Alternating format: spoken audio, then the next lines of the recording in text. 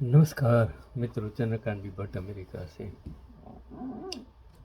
तकदीर का फसाना जाकर किसे सुनाऊं। कभी इंसान की हालत ऐसी होती है,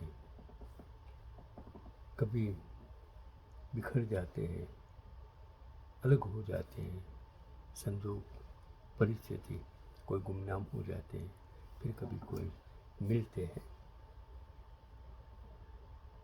तलाक के सालों बाद डीएम बनी पत्नी पहुंची बैजनाथ धाम। कभी ईश्वर, हम जो मंदिर मस्जिद गुरुद्वारा की बात करते हैं, एक धार्मिक स्थल कभी किसी की ज़िंदगी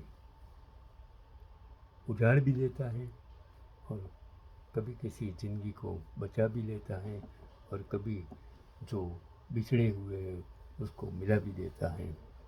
तब हम ईश्वर की मेहरबानी समझते हैं कि जो पत्नी बैजनाथ धाम सामने भीख मांग रहा था, एक अपाहिज पति, और फिर क्या हुआ, महादेव के दरबार में न्याय। जब डीएम पत्नी को सालों बाद मिला अपना अपाहिज पति,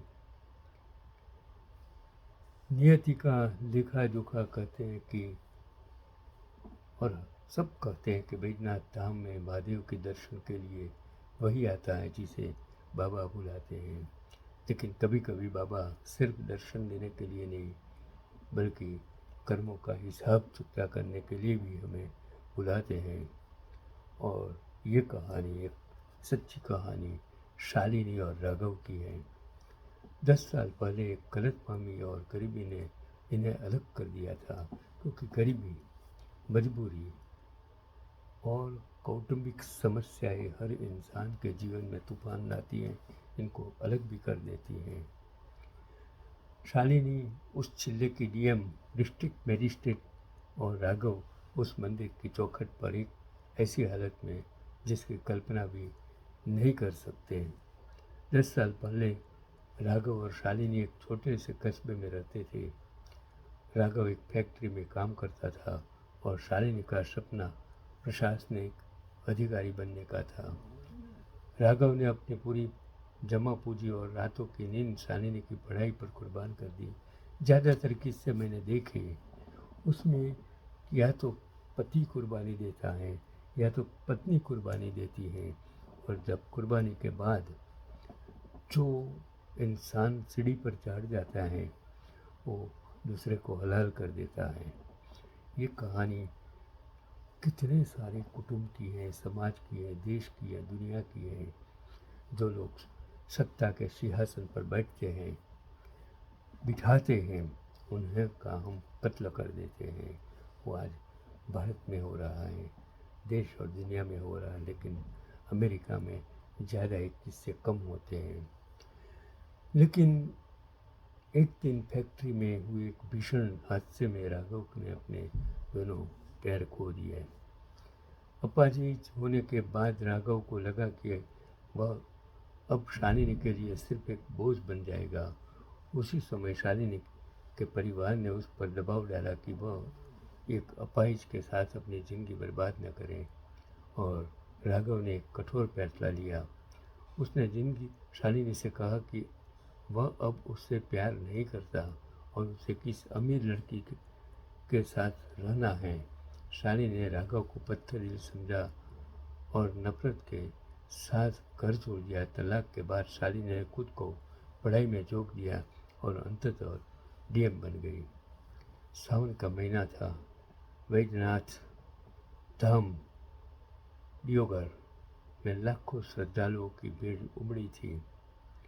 शालिनी, जो अब उस क्षेत्र की कदावर डीएम थी, सुरक्षा व्यवस्था का जायजा लेने के लिए मंदिर परिसर पहुंची। लाल बत्ती की गाड़ी, पुलिस का काफिला और चारों तरफ मैडम साहिबा के नारे। शालिनी का रुतबा देखकर कोई नहीं कह सकता था कि उस सख्त अधिकारी के अंदर एक टूटा हुआ दिल भी धड़कता है।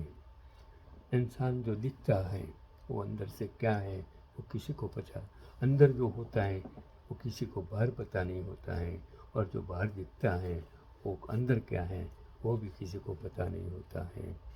जो अरीसा में हम देखते हैं वो अरीसा कभी झूठ बताता है और कभी वो झूठ है, वो अरीसा कभी सच बताता है और वही अरीसा सच को झूठ बता देता है।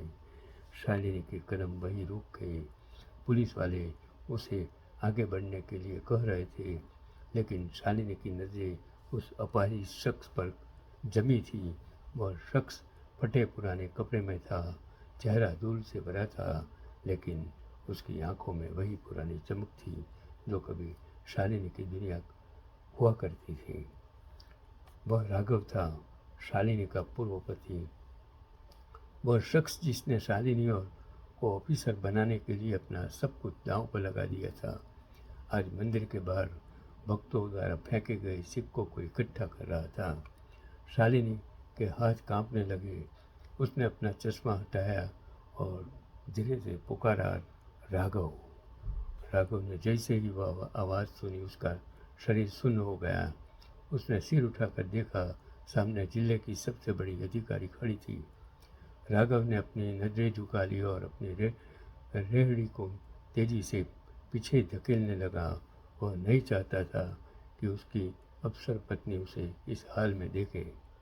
शालिनी दौड़कर उसके पास आई और उसके सामने सड़क पर ही घुटनों के बल बैठ गई। मैडम, आप नीचे मत बैठिए, कपड़े खराब हो जाएंगे, राघव ने धीमी आवाज़ में कहा।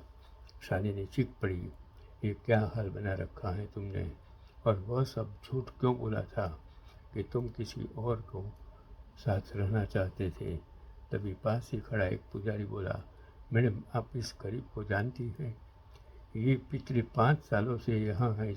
जितना भी पैसा है इसे भीख में मिलता है। वह सब ये चुपचाप उन लड़कियों की पढ़ाई के लिए दान कर देता है जिनके पास पैसे नहीं होते हैं। ये कहता है कि उसकी पत्नी भी एक बहुत ही बड़ी अफसर है और उसे इस पर गर्व है।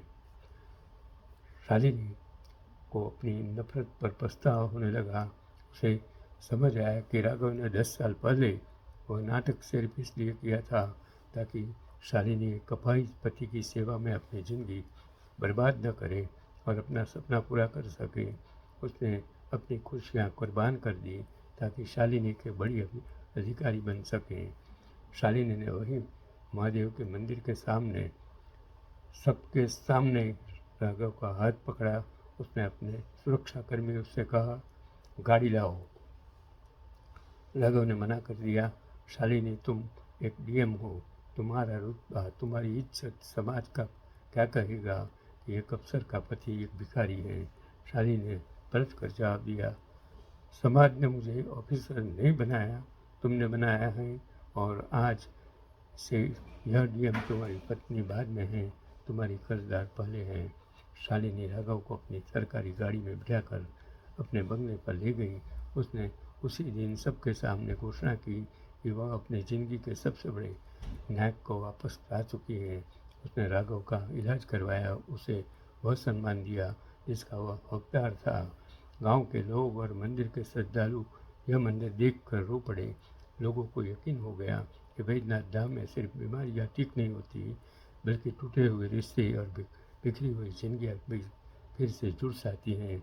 सच्चा प्यार और त्याग यह कहानी हमें सिखाती है कि दिखावा और पद क्षणभंगुर हैं, लेकिन त्याग और प्रेम अमर हैं।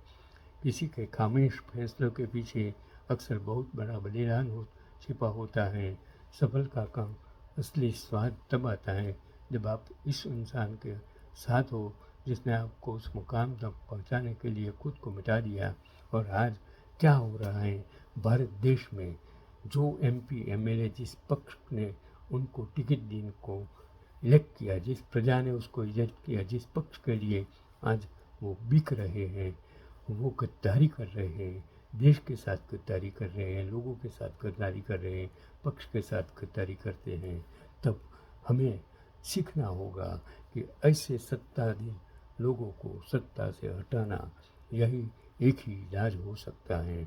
आज गांव के किसानों की हालत, बेरोजगारी की हालत, युवा बेरोजगार हैं, महंगाई बढ़ रही है, लेकिन सत्ता में बैठे लोगों का कोई इसमें कोई सोच समझ कुछ इंटरेस्ट ही नहीं है।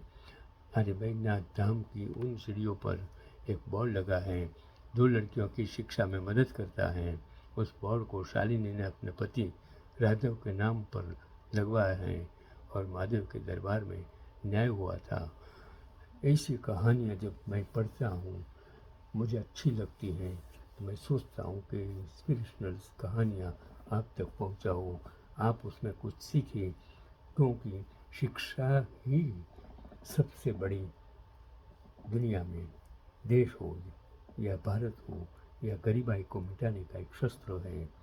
अवेयरनेस लोगों में आती है और शिक्षा ही ईमानदारी सिखाती है, शिक्षा ही विज्ञान है, शिक्षा ही ज्ञान है और शिक्षा ही संस्कार है।